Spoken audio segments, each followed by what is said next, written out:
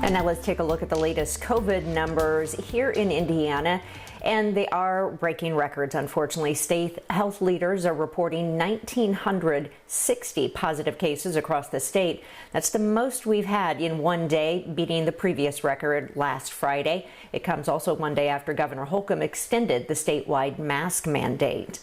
And he isn't rolling back the reopening process despite the increase in cases and the positivity rate climbing to 5.4%.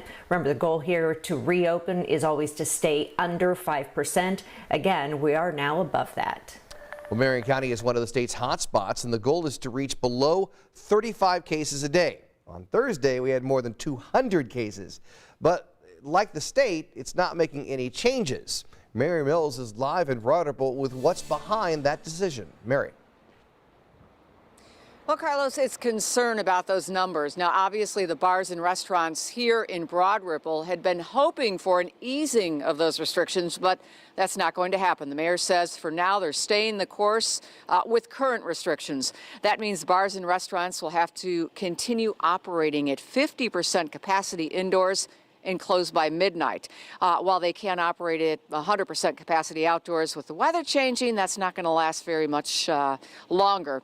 Now, while the number of COVID cases in Marion County has not hit record highs like the state in recent days, the mayor says that's no reason to ease off. In fact, he's saying it's time to double down on mask wearing, social distancing, and hand washing to slow the spread of COVID.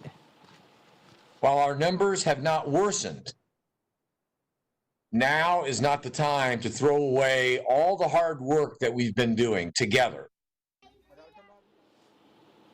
And he also strongly encourages families to skip trick-or-treating this year. The same for indoor parties, trunk-or-treating, and leaving bowls of candy outside. He says those are high-risk activities. It's hard to do with social distancing in place now, and also you don't want kids digging into candy bowls. As for the adults, Halloween occurs on a Saturday night, but given the current restrictions, the bars will still have to close by midnight. Carlos. All good points, Mary. Thank you so much. And now to some good news when it comes to COVID. Governor Holcomb tested negative for COVID-19.